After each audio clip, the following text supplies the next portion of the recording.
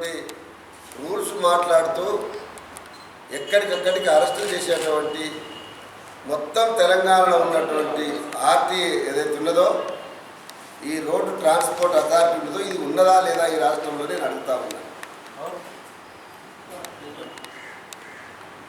10,000 ట్రాక్టర్లు ముఖ్యమంత్రి చెప్పిన ప్రకారమే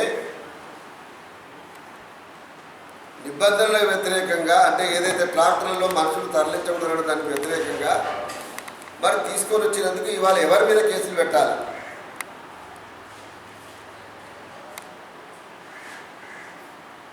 నా ఉద్దేశం ఇవాళ తీసుకుపోకూడదు కేసులు పెట్టాలని చెప్పడం కోసం అంటలే, మీరు చెప్పిన ప్రకారమే అయితే.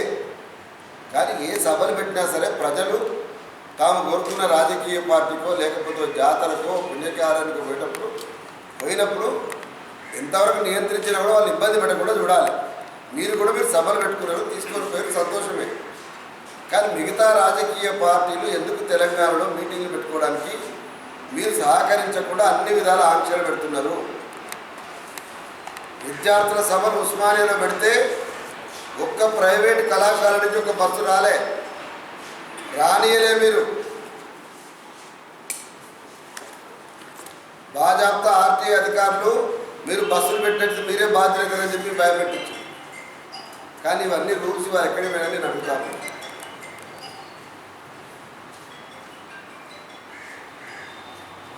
టీఆర్ఎస్ అంటే తెలంగాణ రాష్ట్ర సమితి కాదు, రైతు సమితి అని చెప్తున్నారు. కేసీఆర్ మాటల్లో అయితే ధరని నిర్ణయించవలసింది మనమే దీన్ని నిర్ణయిస్తాం ధర అని చెప్పినప్పుడు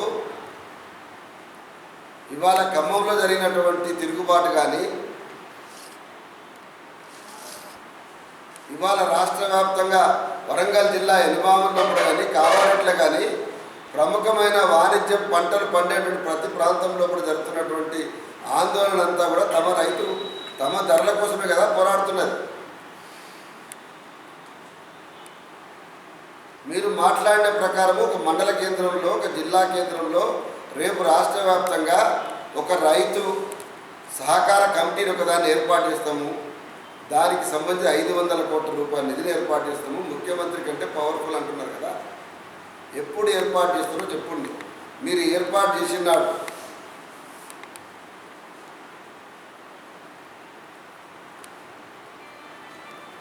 రైతులు ఏదైతే ఆందోళన చేస్తున్నారో ఆందోళన చేసినారో వాళ్ళ తరపున నిలబడి రైతులు ఇవాళ కోరుతున్నటువంటి ధరకు మద్దతుగా మీ రేపటి సంఘం నిలబడతానని విజ్ఞప్తి చేస్తాము.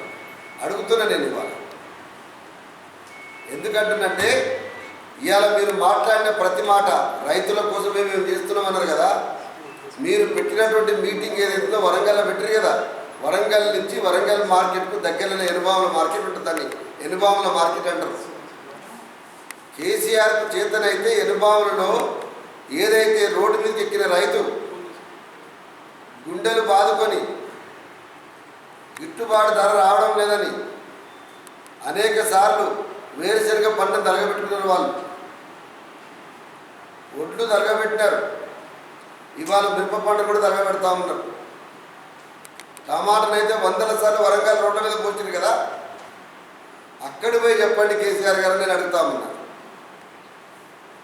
కానీ నిజానికి మీరేం చేస్తున్నారు? ఇవాళ సభ పెడితేనేమో రైతుల పేరు మీద కార్యకర్తలకు ట్రాక్టర్లని పలారం పంచినట్టు మంచి అవే ట్రాక్టర్లు మొత్తం కూడా తీసుకొచ్చిన సీసీ కెమెరా ఫుటేజ్లో కూడా రికార్డ్ అయినది. వాళ్ళు నేను అందుకోసమన్నా క్రిమినల్ కేసు పెట్టదగ్గటువంటి నేరం కేసీఆర్ చేసి సబ్సిడీ ఇచ్చినటువంటి బండ్లని వ్యవసాయానికి ఇచ్చినటువంటి బండ్లని ట్రాన్స్పోర్ట్కు వాడుకొని ఇవాళ తెలంగాణ మాత్రం ఎవరు మీటింగ్ పెట్టకూడదు పరిస్థితి తీసుకొని వస్తా ఉన్నారు. 100 ఏళ్ల సభకు సంబంధించి ఏర్పాటు చేసుకుంటే ఉస్మానియా యూనివర్సిటీలో ఉస్మానియా విద్యార్థులు తెలంగాణ కోసం పోరాడే ఉద్యమ నాయకుల్లా మీరు జైల్లో పెట్టి మీరు అరెస్టులు చేసి రాష్ట్రపతిని పిలిచి మీరు వెళ్ళిపోయేది ఇది ధర్మమా?